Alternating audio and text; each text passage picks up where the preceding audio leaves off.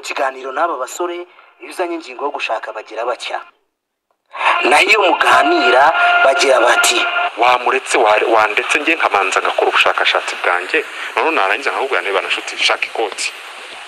iyo bigeze ku gushaka wumva basa nk'abafite ubwoba, ariko se ubundi niki kibibatera?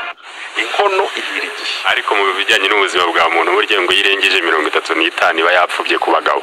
None umugore se we? Umugore ubwo yirengeje 30 bitangiye kubasakira irego. Aba ni bamwe mu basore b'abastari banze gushaka bakunze kwita abajene kambwe, kuko abenshi muri bo iyo babajije imyaka yabo bubika imitwe bakabura icyo bavuga. Ariko nanone impamvu tugiye gukora iki cyegeranyo ni ukubera yuko abakunzi bacu badusabye ko tubakorera icyegeranyo ku basore b'abastari banze gushaka, batinze gushaka muri make imyaka yabanye umutwaro. Ni ukuvuga ko iki cyegeranyo muri rusange nta muntu n'umwe tugamije kwibasira, ahubwo icyo dushaka ni ukumara amatsiko abakunzi bacu batubajije ku bakunzi babo cyangwa se kubo bakunda ibi byamamare bakunda gukeka yuko bashatse ariko muri rusange nta n'igitekerezo baragira.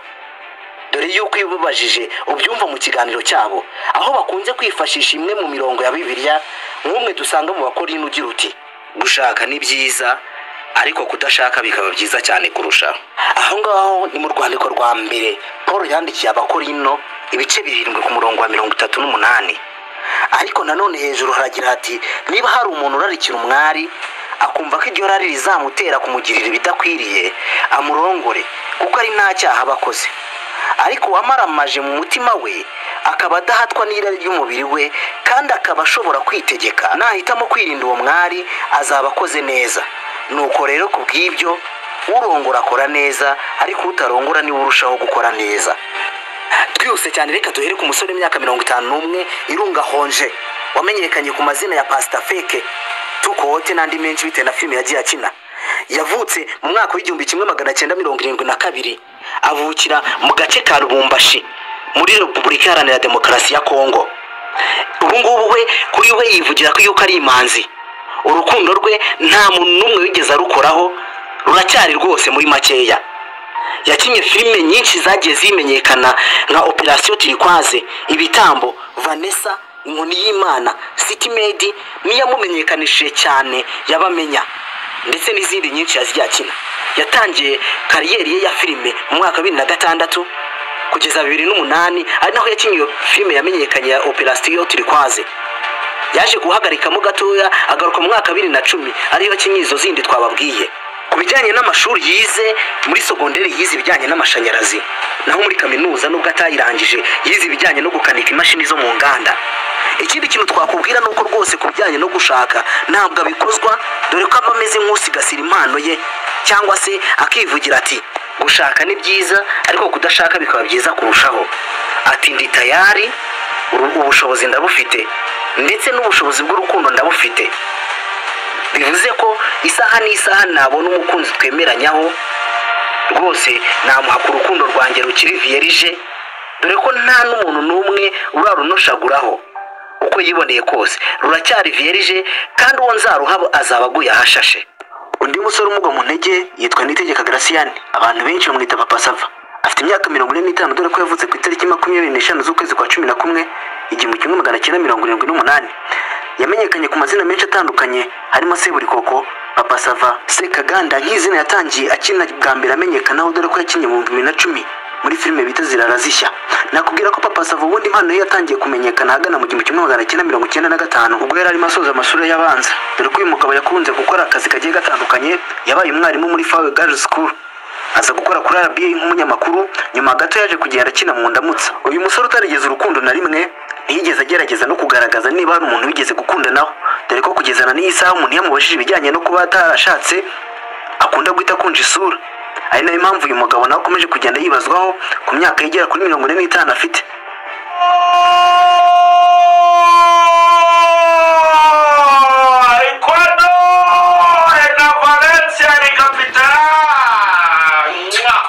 Uyu undi musore nanone utikoza bamubuza ibyo gushaka umugore cyangwa se gushaka umukunzi.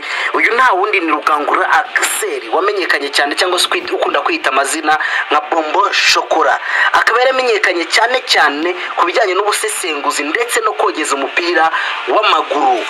Uyu ni umusore wavutse mu mwaka w'1988 ku itariki 30 z'ukwa gatanu. Akaba yaravukiye i Bujumbura mu gihugu cy'u Burundi kandi akaba yarakuriye mu karere ka Kicukiro mu gihugu cy'u Rwanda. Ni umunyarwanda, akaba yarasoje amashuri ye mu mwaka wa 2012. yasoje muri kaminuza y'u Rwanda National University of Rwanda mu bijyanye n'itangazamakuru mu ishuri rikunze kwitwa SGC cyangwa se School of Journalism and Communication. Tugiye mu bijyanye n'umwuga yagiye akora, yahereye kuri Contact FM ariho yakozeho ibijyanye na stage cyangwa se internship cyangwa se mu kinyarwanda ibyo twita kwimenyereza umwuga. Yaje gukomeza yimenyereza umwuga kuri Authentic FM, KFM, Flash FM, aho yaje gukomeza ibijyanye n'akazi ke kuri RBA cyangwa se Radio Rwanda. Akaba ariho yogereza umupira. Ku bijyanye n'urukundo yakundanye n'umudiaspora kazi witwa Ashley Jojo mu mwaka wa 2021. Kuri ubu ngubu nta kiramenyekana cyangwa se nta kinatangaza ku bijyanye n'umukunzi cyangwa se igihe azashakira, dore ko akunda kubeshya cyangwa se kuvuga yuko azashaka igikombe cy'isi kirangiye, ariko cyararangiye. Turategereza turaheba, reka dutegereze ikindi gikombe kizaza cy'isi cya 2026 turebe ko yashaka cyangwa se yashaka mbere yaho abantu bakava mu rungabangabo. Kubera iki? Nkuko nawe yabyiririmbiye mu magambo ye rwose nabumvise. Ruhumuriza James dukunda kwita King James wavutse mu 1990. Akaba ari umusore wamenyerewe cyane mu bijyanye no gukora umuziki cyane agaruka ku buzima bujyanye n'urukundo, dore ko yatangiye hagana mu 2006. Kakanya nakubwira ko ari umwe mu basore bakomeje kugenda bahatwa cyane kuba bakubaka urugo, dore ko imyaka nawe imaze kugenda ikura cyane. Mubwira ko nawe yaje kuri urutonde nyuma yaho abantu bakomeje kugenda bamwumva mu nkundu zigiye zitandukanye. Aho nakubwira yagiye avuga mu rukundo na Princess Priscilla ndetse n'abandi bakobwa bagiye batandukanye ariko batagiye bamenyekana muri ino myidagaduro hano mu Rwanda. Nakubwira ko uyu musore ngo ni King James ari umusore ufite company zikomeye cyane. Aho ngaho nakubwira akaba ari CEO wa supermarket bita Mango imenyerewe cyane hano mu bice bya Nyamirambo ndetse no mu bindi bice bigiye bitandukanye by'igihugu. Akaba ari umwe mu bagabo bafite inganda kandi akaba akora n'umuziki, akaba afite uruganda rukora ibijyanye n'amafu cyane agenda yita ku bijyanye n'ibiribwa. Nakubwira ko uyu musore nawe yakomeje kuza kuri uru rutonde nyuma y'igihe kitari gito y'abantu bakomeje kugenda bamubaza kuba atarashaka umugore cyangwa se ataragira gutya ngo yerekane fiance we. Nkubwira ko nawe yaje kuri uru rutonde. Reka turebe undi musore nawe waje kuri uru rutonde nyuma y'igihe kitari gito ya rwose abantu bategereje kuzareba uburyo nawe yibikaho umudamu. Abasore bisiga ntibagira ubabwira ngo ugire urugendo rwiza, yemwe niyo batashe barisanga ntibagira ubakira. Urebye mu mitima y'abafite agahinda, batungwa n'ibyo babonye: icyayi, capati, ibishyimbo, amandazi. Mana ndagira ngo ngusabe niba hari n'igicumuro bakugiriye ukibakize, ubakureho ikimwaro cyo kujya bahagarara ahantu nk'aho witse imitwe. Nurangiza kugasoma kagapapuro uzagace. Bamwita Kitoko Bibarwa Patrick. Ni umusore cyangwa se umujene kambwe w'imyaka 38, dore ko yavutse ku itariki 12 z'ukwa 9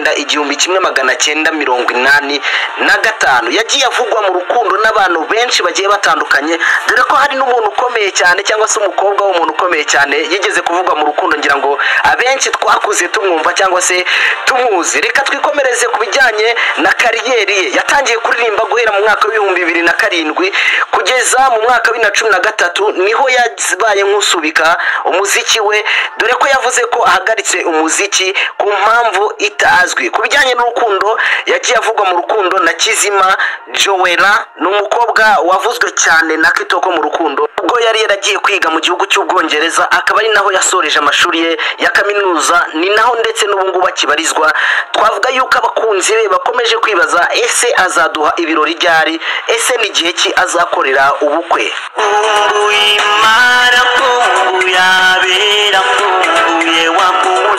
ntabwo dutinda cyane nk'uko urebye iyo ndirimbo yamenyekanyeho cyane turetse twita tureba umusore bita Maniraruta Marite bakunda kwita Mani Marite ufite imyaka 35 dore ko yavutse ku itariki 24 z'ukwezi kwa 12 1988 aho hari mu karere ka Rusizi. Nakubwira ko uyu musore yakunze kugenda amenyekana cyane mu ndirimbo zigiye zitandukanye cyane cyane zigaruka ku muco nyarwanda, ariko kugezana n'isaha ibintu bijyanye no kuba yashaka umugore cyangwa se yakubaka urugo ni imwe mu bintu yagiye agendera kure. Kugezana n'isaha nakubwira ko yagiye avuga mu rukundo n'abakobwa bagiye batandukanye, ariko wakomeje kugenda agaruka cyane ko bagiye banakorana indirimbo nyinshi ni uwitwa Princess Priscilla wakunze kugenda gukorana cyane cyane n'undi muhanzi bita King James.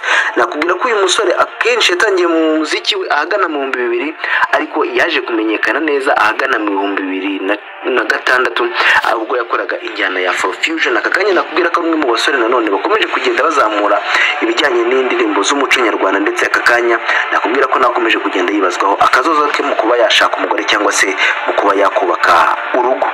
Amafoto y'indirimbo yatunganywaga ya Papa cyangwa ari nawe yamanagingaga. Uyu na wundi ni Uwizeye Mark ukunze kwiyita umuyobozi w'agasobanuye, akabazwi ku mazina ya Rocky Kimomo, Kirabiranya cyangwa se Miseke Igoroye n'andi menshi bitewe na filime yagiye asobanura.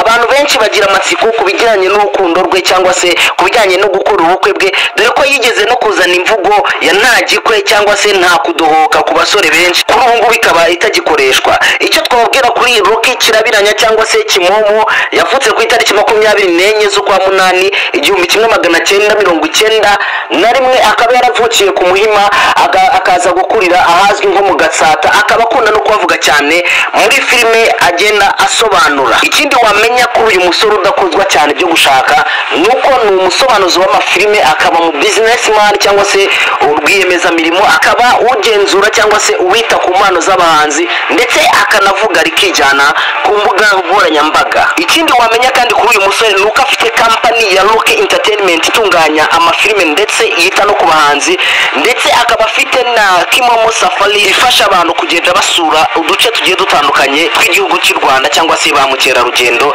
n'ibindi byinshi cyane. Twakubwira yuko rwose Mark nawe ari mu bantu bibazwa cyane kuko bazakora ubukwe gihe ki cyangwa se n'igihe azakora ubukwe, ndetse bikanagirwa ibanga ku bijyanye n'urukundo rwe cyangwa se ku mukunzi bakundana kuri ubu ngubu. Ndakuramukije kagira Imana igikobwa muri Kigali nawe ukuruta igikobwa, ndakurahiye nawe unduta. Ucunguza uburyo umwete twita cyane tureba umusore bita Benimana Ramadani wamenyere ku izina rya Bamenye, dore ko ari filime yakomeje kugenda imenyekana cyane yatumye n'izina rye rizamuka cyane, dore ko uyu musore ubundi mbere ko yinjira muri sinema yabanje kuba umunyamakuru, dore ko yakoze akazi k'itangazamakuru kuri Flash TV aho yakoraga ikiganiro bita Taxi Moto. Uyu musore yaje kwinjira mu bijyanye no gukina filime ubwo yatangiraga gukina filime bita Nkuba, ndetse akaza gukina indi bita Ingorane y'Isugi ndetse n'indi bita Catherine. Ni filime yakomeje kugenda amenyekanamo, nyuma yaho gato aza gutangira filime y'uruhererekane bita Bamenya, ari nayo filime mu mafilime akunzwe cyane muri iki gihugu cy'u Rwanda. Ni umusore akakanya utarigezwe avugwa mu rukundo n'umukobwa uwo ari we wese, dore ko uyu musore akomeje kugenda agaragaza ko ibijyanye no gushaka atari ibintu bye bya hafi, dore ko akakanya ari umwe mu bagwiza atunga mu bijyanye no gukina filime muri iki gihugu cy'u Rwanda. Nakubwira ko nawe yaje kwisanga mu rutonde rw'abasore barimo barateganywa cyangwa se batabona uko bafite gukora ubukwe bya hafi. Reka turebe undi musore nawe turaza kugenda dusoreza. My brother, uzatwereka ubukwe ryari?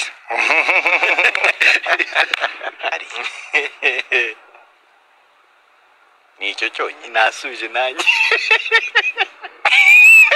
Gisubiramo twumva igisubizo. Nkuko nawe ubyiyumviye uyu musore nta gahunda afite rwose, yakomeje kugenda atsembarara ibijyanye no kuba yashaka.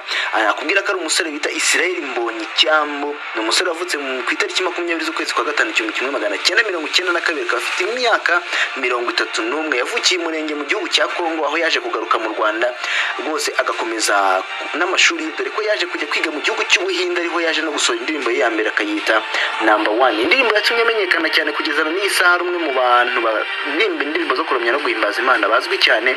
Akakanya nakubwira ko ari umwe mu basore na n'ubu ngubu abantu benshi bateze amaso kureba niba koko azagera igihe akaba yatera intambwe agashaka umugore. Kugeza aka kanya nakubwira ko Israel Mbonyi ari umwe mu basore bubatse ibigwi, dore ko ari umwe mu basore bujuje inyubako bita BK Arena yuzura abantu 10,000 bakuzura neza, kuko nta wundi muhanzi mu Rwanda urakora aya mateka. Nakubwira ko uyu musore nawe ari umwe mu basore bakomeje kugenda bibazwaho se barateganya kuzashaka umugore cyangwa se niki kintu batekereza kuba bashaka, ariko muko yagikomeje kugenda bisubiza abanyamakuru bagiye bamubaza, yakomeje kugenda agaragaza ko rwose nta gitekerezo afite cyo gushaka umugore. Kubwira ko nawe yaje kuri urutonde nyuma yaho abantu bakomeje kugenda babigarukaho.